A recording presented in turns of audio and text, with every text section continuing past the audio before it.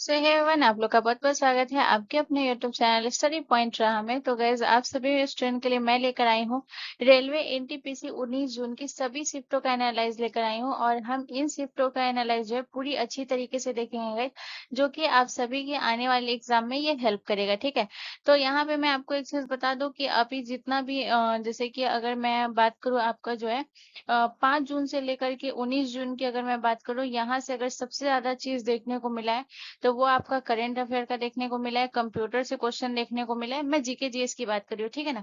GK GS की बात कर रही हूँ मैं उस लेवल पे, ठीक है ना। तो जीके जीएस में जो है सबसे ज्यादा देखने को मिला है करंट का क्वेश्चन है, कंप्यूटर का क्वेश्चन है, हिस्ट्री है, ज्योग्राफी है। तो यहाँ से जो है क्वेश्चन सब ज्यादा देखने को मिल रहा है, ठीक है।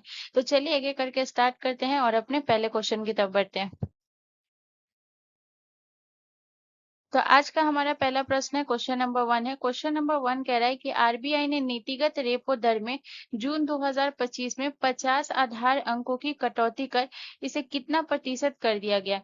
तो 50 आधार अंकों की कटौती करके जो है कितना प्रतिशत कर दिया गया। तो 5.50%, 4.50%, 5.30% या 6.10%। तो गाइज, इसका जो करेक्ट आंसर होगा वो हो जाएगा ऑप्शन ए, हमारा करेक्ट आंसर हो जाएगा।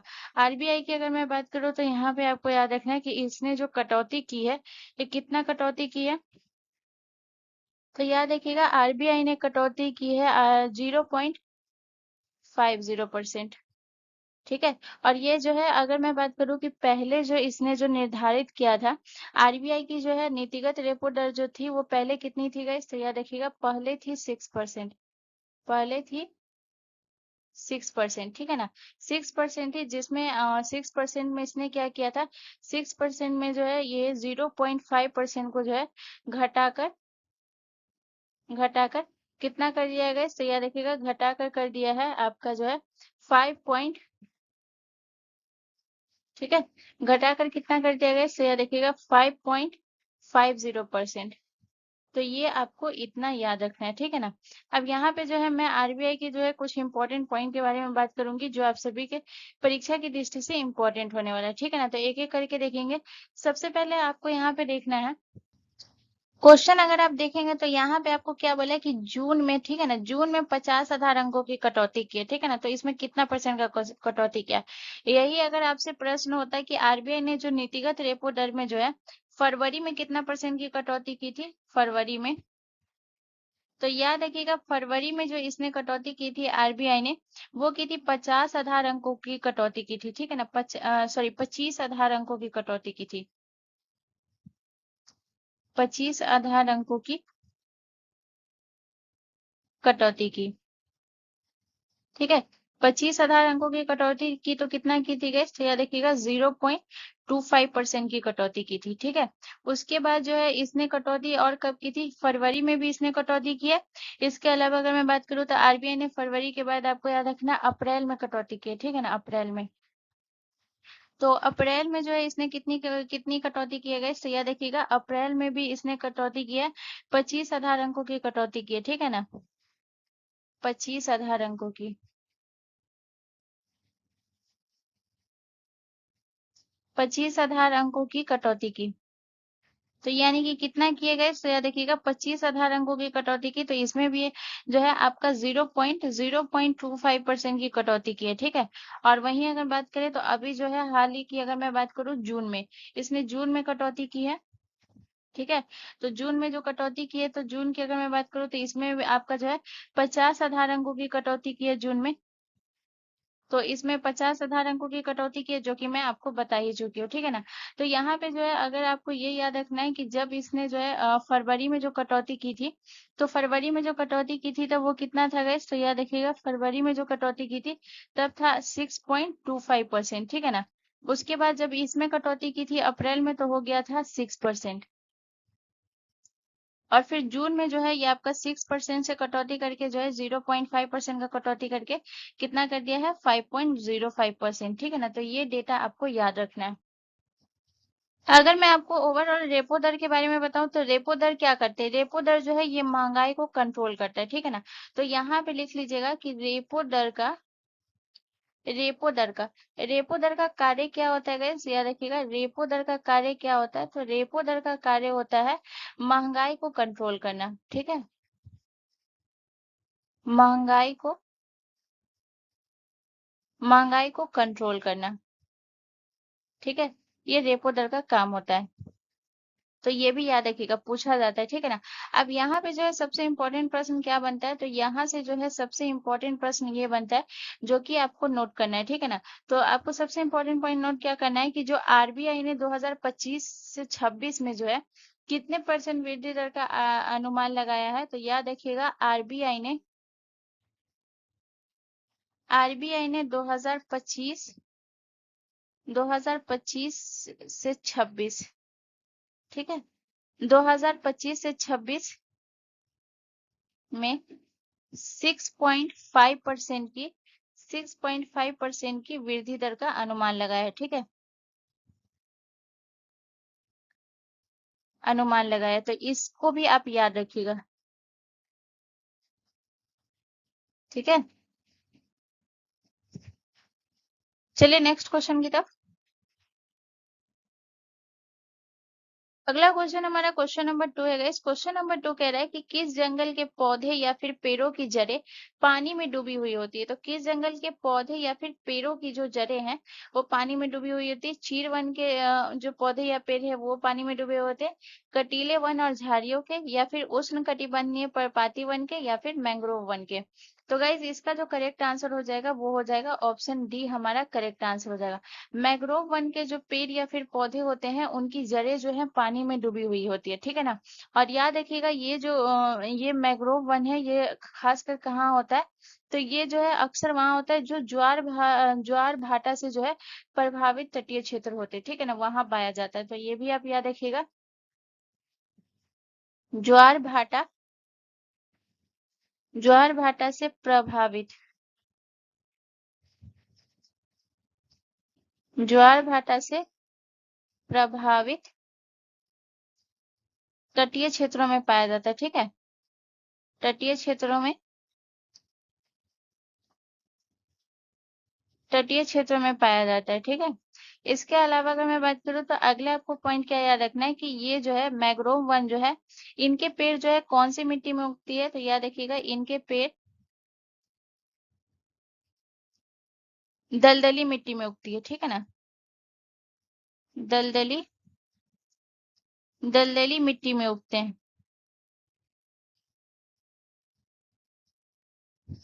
इसके अलावा अगर मैं बात करूँ तो अगला पॉइंट आपको याद रखना है कि यहाँ पे अगर मैं बात करूँ कि इसे जो है हम क्या कहते हैं, तो याद रखिएगा इसे हम ज्वारीय वन भी कहते हैं, ठीक है ना, इसे ज्वारीय वन, इसे ज्वारीय वन या फिर जो है दलदली वन भी कहते हैं, दलदली दलदली वन भी कहते हैं, ठीक है। उसके अलावा अगर मैं बात करूँ तो यहाँ पे आपको सबसे इम्पोर्टेंट पॉइंट क्या याद रखना है, सबसे इम्पोर्टेंट पॉइंट ये याद रखना है कि सुंदरवन डेल्टा जो है ये दुनिया का सबसे बड़ा मैंग्रोव वन है, ठीक है ना, ये आपको याद रखना है, सुंदरवन डेल्टा, सुंदरवन डेल्टा दुनिया का सबसे बड़ा मैंग्रोव वन है, सबसे बड़ा मैंग्रोव वन है, ठीक है।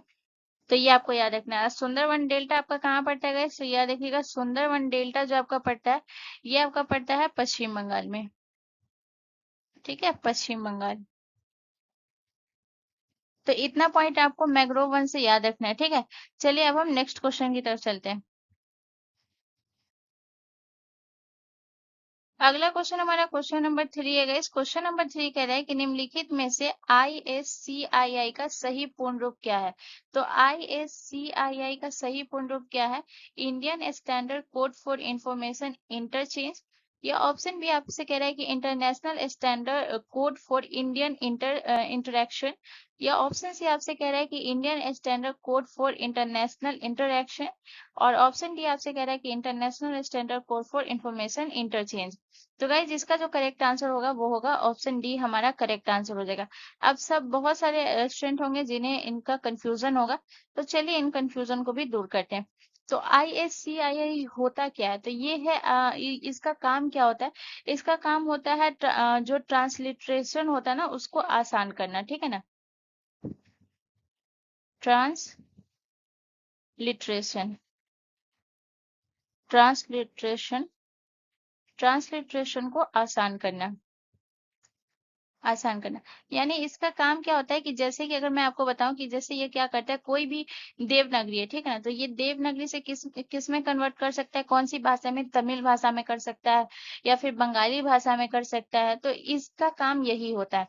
तो इसमें जो है सबसे इम्पोर्टेंट पूछा क्या जाता है, ये आपको याद रखना है कि जो ISCII है, ये क्या है गाइस, तो याद रखिएगा ISCII, पहला तो आपको याद रखना है कि ये ट्रांसलिटरेशन का काम करता है। दूसरा आपको याद रखना है कि ये 8 बिट कैरेक्टर एनकोडिंग स्कीम है, ठीक है ना, 8 bit character, character encoding scheme है, ठीक है।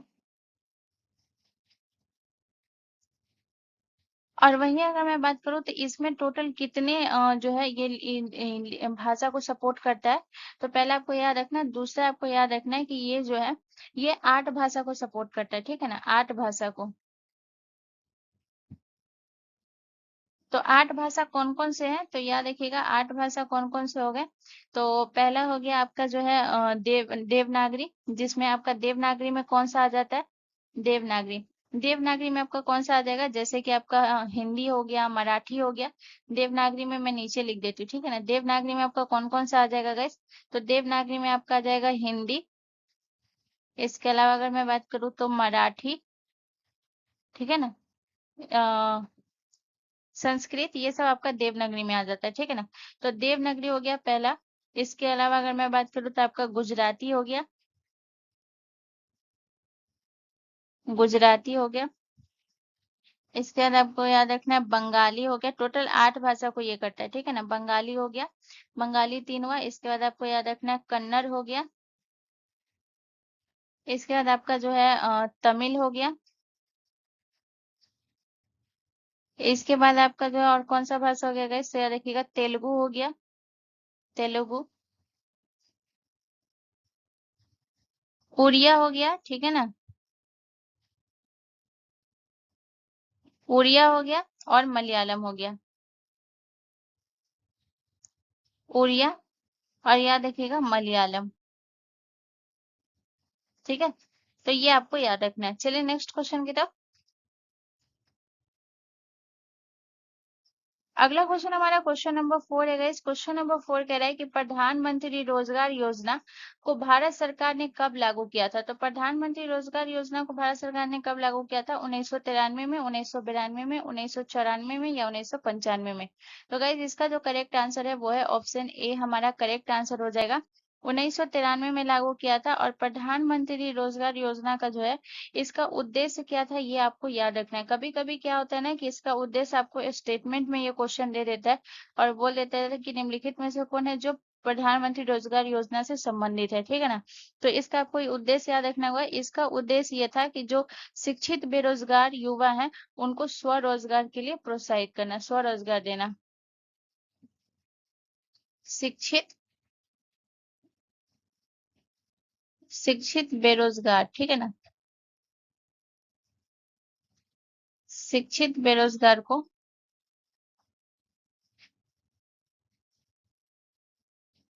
स्वरोजगार, स्वरोजगार देना, ठीक है ना, इसका उद्देश्य था। उसके बाद जो है दूसरा अगर मैं बात करूँ तो और दूसरा क्या था, पहला पॉइंट ये था, दूसरा ये था आपका कि जो इसमें जो क्या था लोन और सब्सिडी देना, यानी कि जो भी छोटे व्यवसाय जो है वो शुरू करने के लिए मदद करना, ठीक है ना, छोटे व्यवसाय को शुरू करने में मदद करना, छोटे व्यवसाय को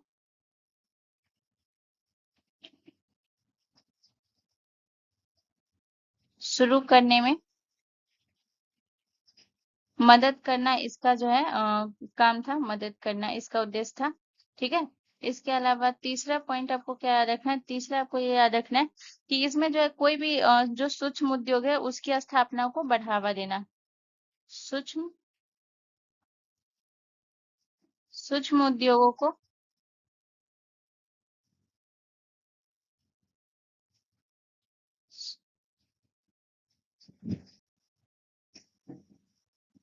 उद्योगों की स्थापना और बढ़ावा देना,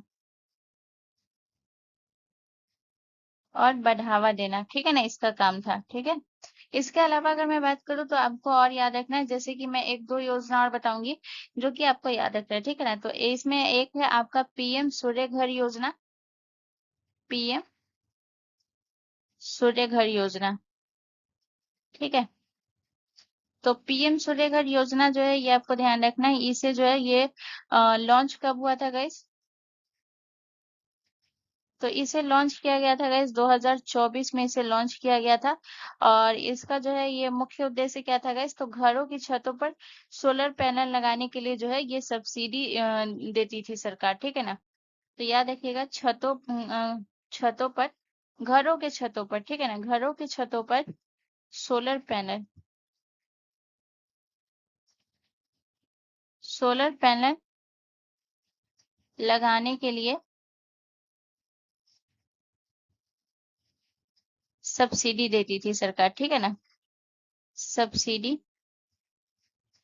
प्रदान करना इसका मुख्य काम था, ठीक है ना। तो इतना पॉइंट आपको याद रखना है, ठीक है। चलिए नेक्स्ट क्वेश्चन की तरफ।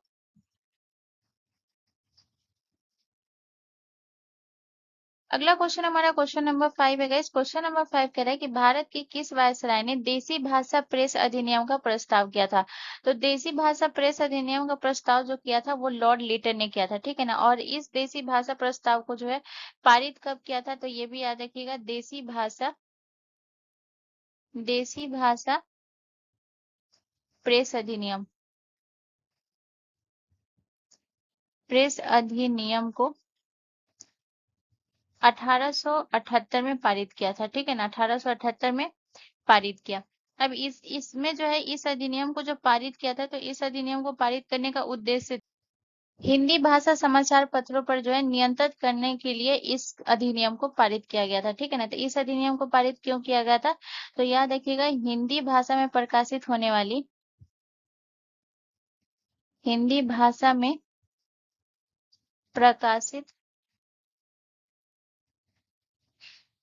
होने वाली समाचार पत्रों पे, समाचार पत्रों पर नियंत्रित करना, ठीक है ना, नियंत्रित करना। इसको ये करने का रीजन ये था कि जो जितने भी हैं वो ब्रिटिश शासन की आलोचना ना कर सके, ठीक है ना। इसीलिए जो है इसने इसमें पूछा भी जाता है कि जो अमृत बाजार पत्रिका थी, इस नियम से बचने के लिए इसने जो है अपनी अखबार को जो है अंग्रेजी में बदल दिया था, प्रकाशित होता था उनका अखबार अंग्रेजी में, ठीक है ना।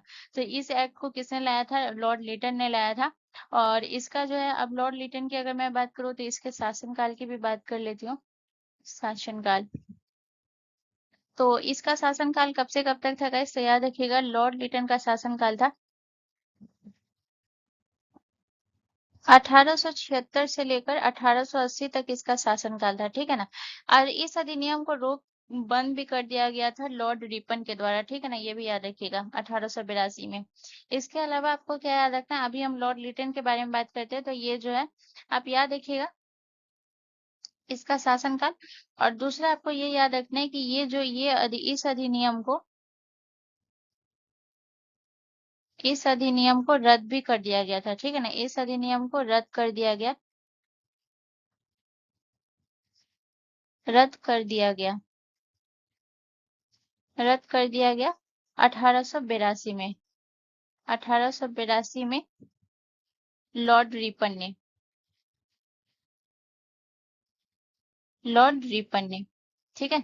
इतना पॉइंट आपको याद रखना है। इसके अलावा अगर मैं बात करूं तो इसके समय जो है कुछ प्रमुख घटना हुआ था। लॉर्ड लिटन के समय की अगर मैं बात करूं तो कुछ प्रमुख घटनाएं हैं जो कि पूछा जाता है। तो इनकी प्रमुख घटनाएं जो है वो कौन कौन सी है? तो इनकी प्रमुख घटनाएं सबसे पहले आपको याद रखना है कि 1876 में, इन्हीं के शासनकाल में 1876 में जो है दिल्ली दरबार लगा था, ठीक है ना, दिल्ली दरबार, दिल्ली दरबार, ठीक है।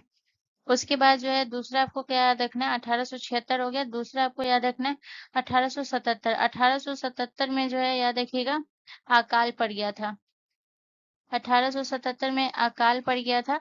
इसके अलावा अगर बात करूँ 1878 में इसने जो है देसी भाषा प्रेस अधिनियम लाया, ठीक है ना। और 1878 में ही इसने जो है सत्र अधिनियम लाया था, ठीक है ना। 1878 में 1878 में शस्त्र अधिनियम लाया था।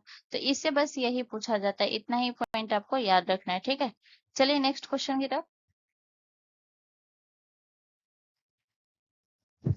अगला क्वेश्चन हमारा क्वेश्चन नंबर 6 है गाइस। क्वेश्चन नंबर 6 कह रहा है कि भारतीय अंतरिक्ष यात्री शुभांशु शुक्ला के साथ एक्सियोम 4 मिशन किस तारीख को लॉन्च किया जाएगा। तो किस तारीख को लॉन्च किया जाएगा गाइस। तो 2025 पे 25 जून को लॉन्च किया जाएगा, ठीक है ना। तो ये आपको याद रखना है। अब याद रखिएगा जो शुभांशु शुक्ला जो है, याद रखिएगा शुभांशु शुक्ला ये भारतीय अंतरिक्ष यात्री है, ठीक है ना। तो यहाँ से प्रश्न आपसे पूछ सकता है कि जो है भारतीय अंतरिक्ष यात्री कौन है। तो याद रखिएगा शुभांशु शुक्ला। तो ये आपके लिए इंपॉर्टेंट पॉइंट बन जाता है। अब यहाँ पे आपको याद रखना है कि ये जो है आपका 25 जून को जो है ये लॉन्च होगा। दूसरा पॉइंट आपको क्या याद रखना है, पहले इसका जो डेट था वो 19 तारीख को निर्धारित किया गया था, ठीक है ना। लेकिन अभी जो है उसे स्थगित करके 25 जून कर दिया गया। अब यहाँ पे आपको याद क्या रखना है, ये जो मिशन है एक्सियोम 4 मिशन के बारे में आपको याद रखना है कि इसे नासा के जो है कैनेडी स्पेस सेंटर के द्वारा जो है इसे लॉन्च किया जाएगा, ठीक है ना। नासा के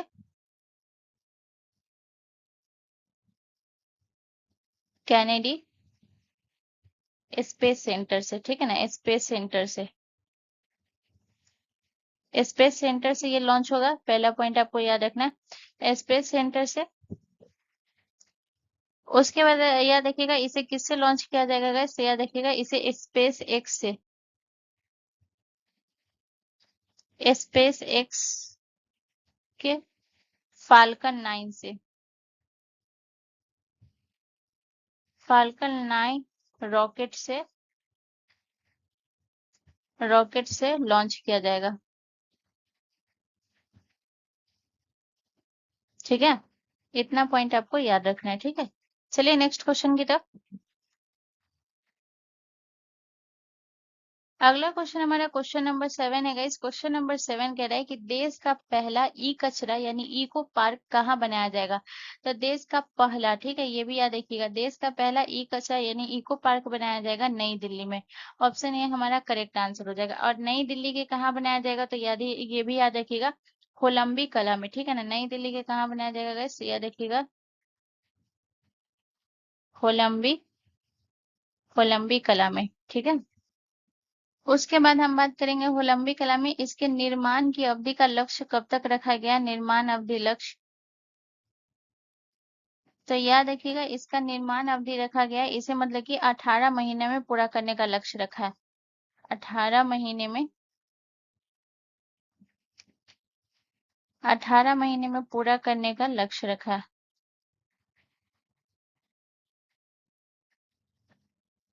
ठीक है। इसके अलावा मैं आपको बताऊं तो आपको और याद रखना, और क्या याद रखना है कि इसका निर्माण मॉडल क्या होगा, निर्माण मॉडल। तो इसका निर्माण मॉडल होगा पीपीपी, पीपीपी। यानी कि ये पीपीपी हो आपका क्या हो जाता है, पब्लिक प्राइवेट पार्टनरशिप, ठीक है ना। और याद रखिएगा ये जो है दिल्ली के कुल ई वेस्ट का 25% प्रोसेस करना है इसको है, ठीक है ना। ये भी याद रखिएगा। अब यहाँ पे जो है बहुत लोग ये समझ नहीं पा रहे होंगे कि आखिर में ये ई कचरा होता क्या है, ठीक है ना, ई कचरा। तो याद रखिएगा ई कचरा जो है ये वैसा कचरा होता है जिसमें इलेक्ट्रॉनिक वस्तुएं आती है, ठीक है ना। इसमें इलेक्ट्रॉनिक वस्तु आती है, इलेक्ट्रॉनिक इलेक्ट्रॉनिक वस्तुएं, इलेक्ट्रॉनिक वस्तुएं आती हैं जिनका उपयोग नहीं होता है, आती हैं जिनका उपयोग नहीं होता है, ठीक है। उसे ही हम ई कचरा बोलते हैं, ठीक है ना, ये आपको याद रखना है। अब बहुत सारे इलेक्ट्रॉनिक हो गया, जैसे आपका मोबाइल हो गया, टीवी हो गया, रेफ्रिजरेटर वगैरह हो गया, कैमरा हो गया, चार्जर हो गया, ये सारे तो आपके इलेक्ट्रॉनिक ही वस्तु हैं, ठीक है ना। अब इससे जो है ई कचरा से जो है खतरा क्या क्या होता है ये भी याद रखिएगा, ठीक है ना। ई कचरा से खतरा क्या होता है, तो ई कचरा से खतरा क्या होता है, इसमें से जो है इसमें कौन कौन से तत्व होते हैं guys? तो याद रखिएगा, सीसा, ठीक है ना, सीसा होता है, पारा होता है, इसके बाद याद रखिएगा कैडमियम होता है, कैडमियम, जैसे जहरीले तत्व होते हैं, ठीक है ना, जैसे जहरीले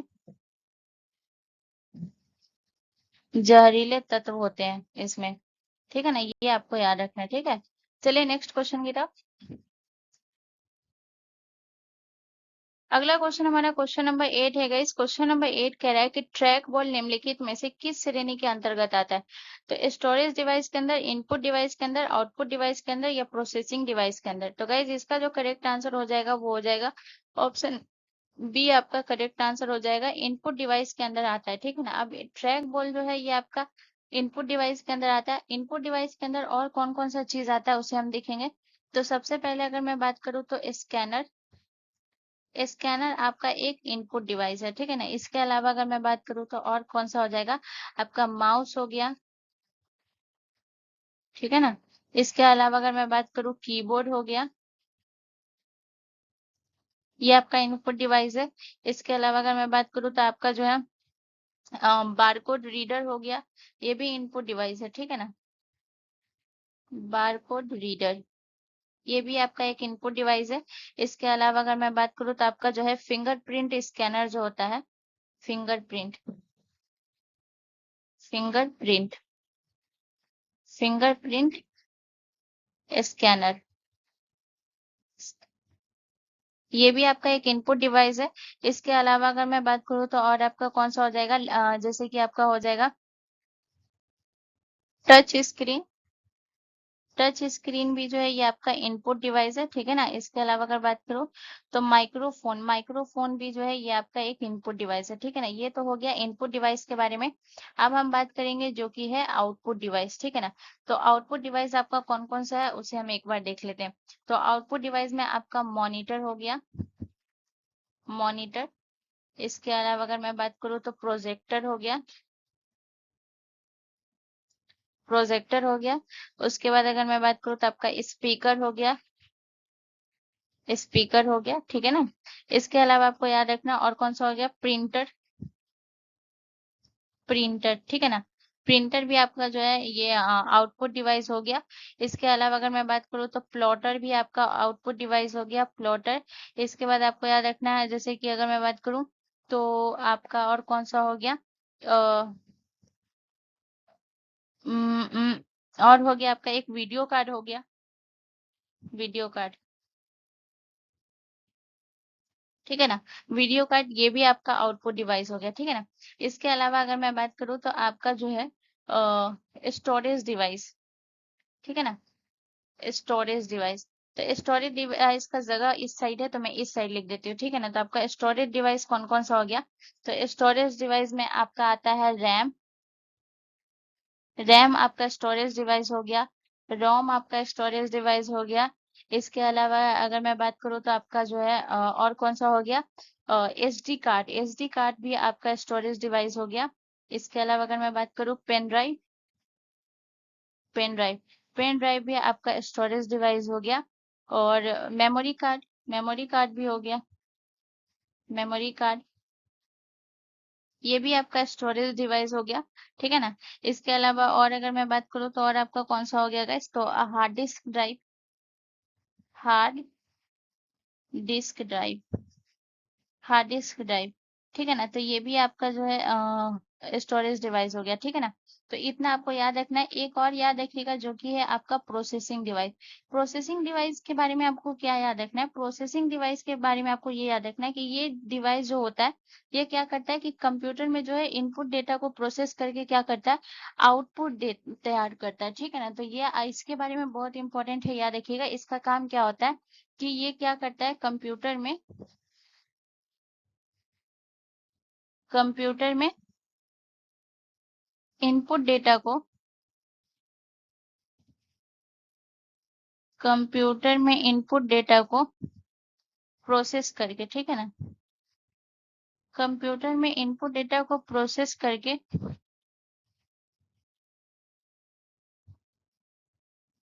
आउटपुट डेटा को तैयार करना।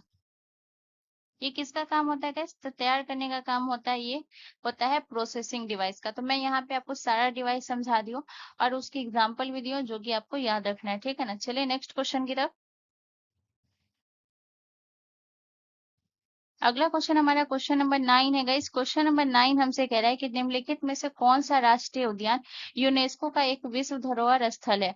तो बताइए कौन सा है जो यूनेस्को का विश्व धरोहर है? पेरियार राष्ट्रीय उद्यान। पेरियार राष्ट्रीय उद्यान आपका कहाँ है? तो पेरियार राष्ट्रीय उद्यान आपका केरल में है। इसके अलावा काजीरंगा राष्ट्रीय उद्यान की बात करूँ, ये आपका असम में है। दुधवा राष्ट्रीय उद्यान की बात करूँ, उत्तर प्रदेश में है। और जिम कार्बोनेट आपका उत्तराखंड में है। अब बताइए इसमें से कौन है जो यूनेस्को का विश्व धरोहर स्थल है? तो इसका करेक्ट आंसर हो जाएगा आपका ऑप्शन बी, काजीरंगा राष्ट्रीय उद्यान, ठीक है ना। काजीरंगा राष्ट्रीय उद्यान के बारे में आपको याद क्या रखना है? काजीरंगा राष्ट्रीय उद्यान जो है, ये आपको ध्यान रखना है, इसकी स्थापना कब हुई थी? तो काजीरंगा राष्ट्रीय उद्यान की स्थापना 1905 में हुई थी। 1905 में हुई थी और इसे 1974 में 74 में जो है राष्ट्रीय उद्यान घोषित किया गया था, ठीक है ना। ये भी याद रखिएगा, 1974 1974 में राष्ट्रीय उद्यान घोषित किया गया।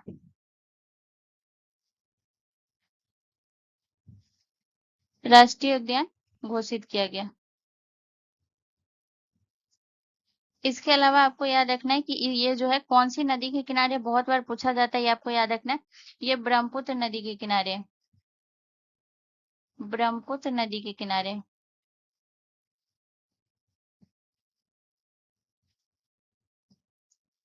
उसके अलावा अगर मैं बात करूँ तो यहाँ और क्या, ये जो राष्ट्रीय उद्यान है ये किस लिए सबसे ज्यादा प्रसिद्ध है? तो याद रखिएगा, काजीरंगा राष्ट्रीय उद्यान जो है एक सींग वाले गेंडे के लिए प्रसिद्ध है। एक सींग गेंडा वाले के लिए। इसके अलावा आपको बताऊं तो रॉयल बंगाल टाइगर के लिए, रॉयल बंगाल टाइगर के लिए। इसके अलावा अगर मैं बताऊं तो आपको याद रखना है एशियाई हाथी के लिए, एशियाई हाथी के लिए, ठीक है। और उसके बाद आपको याद रखना है दलदली हिरन के लिए, दलदली हिरन के लिए ये प्रसिद्ध है, ठीक है ना। इसके बाद आपको जिम कार्बोनेट राष्ट्रीय उद्यान के बारे में आपको क्या याद रखना है? तो याद रखिएगा कि भारत का सबसे पुराना राष्ट्रीय उद्यान कौन सा है? प्राचीनतम राष्ट्रीय उद्यान, भारत का सबसे प्राचीन राष्ट्रीय उद्यान, ठीक है ना। भारत का सबसे प्राचीन राष्ट्रीय उद्यान या फिर सबसे पुराना राष्ट्रीय उद्यान आपसे पूछे तो ये कौन सा है? जिम कार्बोनेट भारत का सबसे प्राचीन राष्ट्रीय उद्यान है, ठीक है। तो इतना पॉइंट आपको याद रखना है। चलिए नेक्स्ट क्वेश्चन की तरफ। उससे पहले तो मैं आपको एक चीज बताना ही भूल गई गाइस कि ये जो काजीरंगा राष्ट्रीय उद्यान को यूनेस्को में कब शामिल किया गया, ये भी लिख लीजिए। तो काजीरंगा राष्ट्रीय उद्यान को यूनेस्को में शामिल किया गया है 1985 में, ठीक है ना, 1985 में। असम में है और याद रखिएगा 1985 में यूनेस्को में इसे शामिल किया गया था, ठीक है। चलिए नेक्स्ट क्वेश्चन की तरफ। अगला क्वेश्चन हमारा क्वेश्चन नंबर 10 है गाइस। क्वेश्चन नंबर 10 कह रहा है कि किस पौधे को ग्रीन गोल्ड कहा गया? तो कौन से पौधे को ग्रीन गोल्ड कहा गया? तो अदरक को, बांस को, तुलसी को या फिर नीम को? तो गाइस इसका जो करेक्ट आंसर है वो है ऑप्शन बी, हमारा करेक्ट आंसर हो जाएगा। बांस को जो है ये ग्रीन गोल्ड कहा गया है। अगर मैं बांस को ग्रीन गोल्ड कहा गया तो यहाँ पे कुछ और भी है जिनका अलग अलग नाम है। जैसे कि अगर मैं बात करूँ काला सोना, तो काला सोना किसे कहा गया है गाइस? तो याद रखिएगा किस फसल को काला सोना कहा गया? तो काली मिर्च को, काली मिर्च को काला सोना कहा गया है, काली मिर्च को, ठीक है। इसके अलावा अगर मैं बात करूँ पीला सोना, पीला सोना किसे कहा गया है? पीला सोना। तो पीला सोना कहा गया है हल्दी को, ठीक है ना, पीला सोना किसे कहा गया है, हल्दी को। इसके अलावा अगर मैं बात करूं लाल सोना, लाल सोना किसे कहा गया है गाइस, तो याद रखिएगा लाल सोना कहा गया है केसर को, ठीक है ना, लाल सोना किसे कहा गया है, केसर को लाल सोना कहा गया है, ठीक है। इसके अलावा अगर मैं बात करूं आपका जो है सफेद सोना, सफेद सोना, सफेद सोना किसे कहते हैं गाइस, तो याद रखिएगा कपास को, कपास को हम है ना उसका अन्य नाम क्या है गाइस, तो याद रखिएगा उसे हम सफेद सोना के नाम से जानते हैं। और वहीं अगर मैं बात करूं कि आपको जो है याद रखना है हरा हीरा, हरा हीरा के नाम से किसे जानते हैं गाइस, तो याद रखिएगा हरा हीरा के नाम से जो है एलोवेरा को, एलोवेरा को, ठीक है। तो ये आपको जो है याद रखना है, ठीक है। चलिए नेक्स्ट क्वेश्चन की तरफ।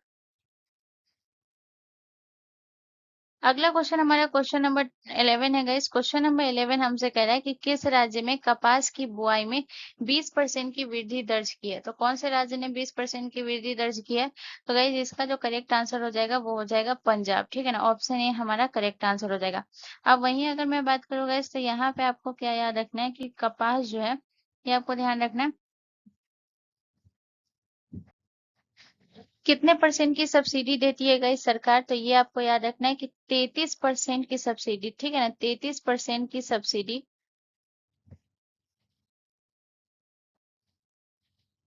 सब्सिडी कपास की बीजों पर है, ठीक है ना, कपास की बीजों पर, बीजों पर सरकार देती है, ठीक है, इतना पॉइंट आपको याद रखना है। अब यहाँ पे आपको अगला पॉइंट क्या याद रखना है, तो सबसे पहले हम कपास के बारे में जानेंगे गाइस। तो कपास एक आपका कैसा फसल है गाइस, तो याद रखिएगा कपास आपका एक खरीफ फसल है, ठीक है ना, कपास आपका कैसा फसल है, कपास आपका एक खरीफ फसल है, ठीक है।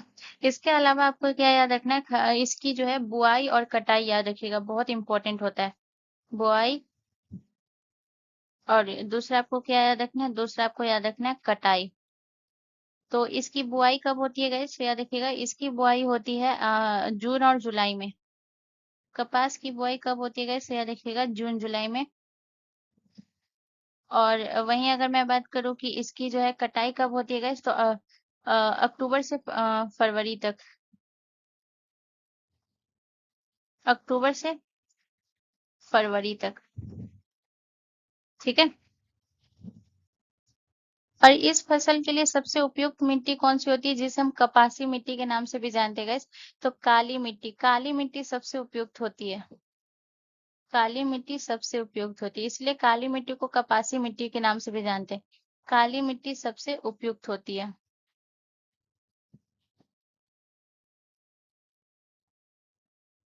उपयुक्त होती है कपास की खेती के लिए, ठीक है। इतना पॉइंट आपको याद रखना है। अब यहाँ पे जो है हम बात करेंगे कि जो कपास में जो है वो उत्पादन में जो है कौन कौन से राज्य है शीर्ष पर, ठीक है ना, शीर्ष राज्य, कपास के उत्पादन में शीर्ष राज्य पर कौन-कौन से हैं, जो कि 2025 के डेटा के अनुसार बता रही हूँ। तो पहले नंबर पे आता है आपका महाराष्ट्र, ठीक है ना। महाराष्ट्र जो है ये कपास का कितना परसेंट उत्पादन करता है, तो लगभग ये 27% उत्पादन करता है महाराष्ट्र, ठीक है ना। दूसरे नंबर पे आपका कौन सा राज्य आता है, दूसरे नंबर पे आता है गुजरात, और गुजरात कितना करता है वैसे देखिएगा, गुजरात जो है ये 20% जो है ये गुजरात करता है। इसके अलावा अगर मैं बात करूँ तीसरे नंबर पे आपका कौन सा आता है, तीसरे नंबर पे राजस्थान आता है, और राजस्थान कितना उत्पादन करता है गैस, याद रखिएगा राजस्थान जो है लगभग 16% करता है, ठीक है। और चौथे नंबर पे आपका कौन सा राज्य आता है, चौथे नंबर पे आता है आपका तेलंगाना। तो तेलंगाना की अगर मैं बात करूँ तो ये कितना परसेंट का उत्पादन करता है, 9% का, ठीक है। तो इतना पॉइंट आपको याद रखना है, ठीक है। और याद रखिएगा यहाँ पे अगर मैं बात करूँ तो यहाँ पे जो है जगह नहीं है, तो मैं यहाँ पे लिख देती हूँ, जो कि बहुत इंपॉर्टेंट है। तो कपास के उत्पादन में अगर मैं बात करूँ कि भारत जो है ये कौन से स्थान पे आता है विश्व में, विश्व में भारत का स्थान, भारत का स्थान दूसरा है, ठीक है ना। भारत का स्थान दूसरा है, ठीक है। याद रखिएगा, ये जो है, याद रखिएगा, कपास का भारत कितना परसेंट उत्पादन करता है, तो 21% उत्पादन करता है, ठीक है ना। और वहीं ये जो है विश्व की बात करूँ, ठीक है ना। और दूसरे नंबर पे आपका कौन सा आता है गाइस, तो याद रखिएगा दूसरे नंबर पे आता है चीन। सॉरी, पहले नंबर पे। दूसरे नंबर पे तो भारत आता है, ठीक है ना। तो यहाँ पे आपको याद रखना है क्या, पहले नंबर पे, पहले स्थान पे। तो पहले स्थान पे आपका कौन सा आता है, पहले स्थान पे चीन आता है। और चीन कितना परसेंट का उत्पादन करता है कपास का, 26% का। चलिए नेक्स्ट क्वेश्चन की तरफ। अगला क्वेश्चन हमारा क्वेश्चन नंबर 12 है। इस क्वेश्चन नंबर 12 कह रहा है कि भारत में इंटरनेट उपयोगकर्ता के आधार में पिछले 11 वर्षों में कितने प्रतिशत की वृद्धि हुई है। तो पिछले 11 वर्षों में जो है 225% की वृद्धि, ऑप्शन हमारा करेक्ट हो जाएगा। अगर मैं आपको एक चीज बताऊं तो आपको क्या याद रखना है कि 2014 में जो है, 2014 में प्रति उपयोगकर्ता, ठीक है ना, 2014 में प्रति उपयोगकर्ता जो थे, डेटा खपत वो कितना था गाइस, तो 2014 में सिर्फ और सिर्फ प्रति उपयोगकर्ता खपत था 61 MB, ठीक है ना। जो कि अब ये बढ़कर कितना हो गया है, बढ़कर, तो गाइस याद रखिएगा, अब जो बढ़कर ये हो गया है, ये हो गया है 21.5 GB। 21.5 GB बढ़कर हो गया, ठीक है ना। ये आपको याद रखना है। चलिए नेक्स्ट क्वेश्चन की तरफ।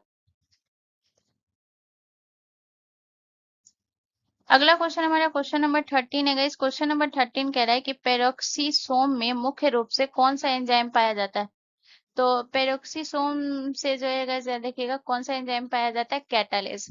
ऑप्शन ए हमारा करेक्ट आंसर हो जाएगा। कैटालेज होता क्या है, ये आपको ध्यान रखना है। कैटालेज का काम क्या होता है, तो याद रखिएगा कैटालेज क्या करता है, ये हाइड्रोजन पेरोक्साइड को जो है, ये क्या करता है, पानी और ऑक्सीजन में तोड़ता है, ठीक है ना। इसका काम क्या होता है guys, याद रखिएगा, hydrogen hydrogen hydrogen peroxide, hydrogen peroxide, जिसका फॉर्मूला क्या होता है, H2O2। H2O2 को क्या करता है, H2O2 को जो है ऐसा देखिएगा, पानी, पानी, ठीक है ना, जो हमारा होता है H2O, पानी और ऑक्सीजन, पानी और ऑक्सीजन जो हमारा होता है O2, O2 में तोड़ता है, इसका काम यही होता है, ठीक है ना। इसके अलावा अगर मैं बात करूँ आपका जो है ट्रिप्सिन, ट्रिप्सिन का काम क्या होता है गाइस, तो याद रखिएगा, ट्रिप्सिन का काम होता है, ये प्रोटीन को पचाने में कार्य करता है, ठीक है ना, प्रोटीन को पचाने में मदद करता है।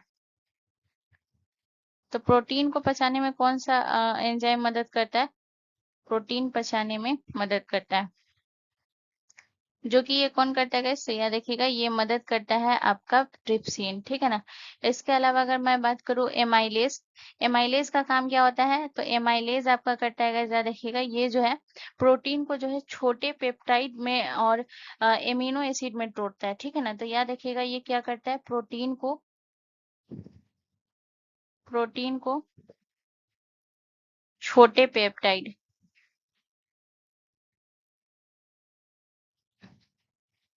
छोटे पेप्टाइड्स और एमिनो एसिड में तोड़ता है,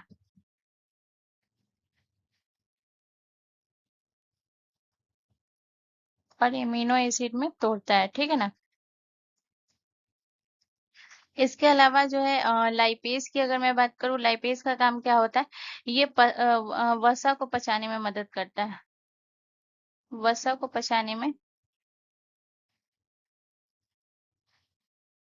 वसा को पचाने में मदद करता है, ठीक है। चलिए नेक्स्ट क्वेश्चन की तरफ।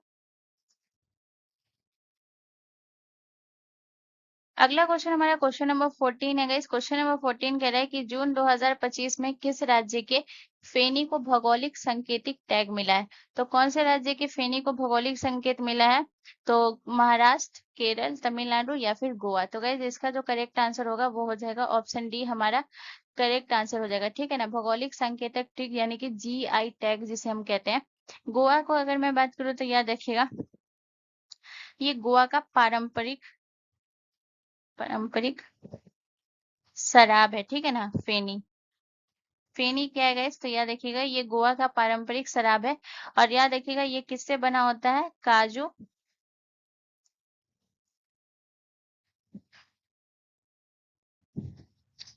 ये काजू और सेब और नारियल से बना होता है। ठीक है ना, काजू, सेब या फिर नारियल से बना होता है। नारियल से, नारियल से बना होता है। ठीक है, चलिए नेक्स्ट क्वेश्चन की तरफ। अगला क्वेश्चन हमारा क्वेश्चन नंबर 15 है गाइस। क्वेश्चन नंबर 15 कह रहा है कि प्रकाश संश्लेषण की प्रक्रिया में सबसे पहले कौन सा उत्पाद बनता है? तो कौन सा उत्पाद बनता है? ऑक्सीजन, ग्लूकोज, कार्बन डाइऑक्साइड या फिर पानी। तो गाइस इसका जो करेक्ट आंसर होगा वो हो जाएगा ऑप्शन आपका बी, करेक्ट आंसर हो जाएगा। सबसे पहले ग्लूकोज बनता है और ग्लूकोज का फॉर्मूला क्या होता है गाइस? तो याद रखिएगा C6H12O6 इसका फॉर्मूला होता है। ठीक है ना, तो गाइज आज का सेशन यही कंप्लीट होता है। यहाँ से रिलेटेड कोई भी कंफ्यूजन, कोई भी दिक्कत है तो आप मुझसे कमेंट करके पूछ सकते हैं, मैं उसका जरूर रिप्लाई करूंगी। अगर ये वीडियो आपके लिए इन्फॉर्मेटिव था तो प्लीज चैनल को जरूर सब्सक्राइब कर लीजिएगा एंड बेल आइकन पर जरूर क्लिक कर लीजिएगा। मिलते हैं नेक्स्ट वीडियो में। जय हिंद।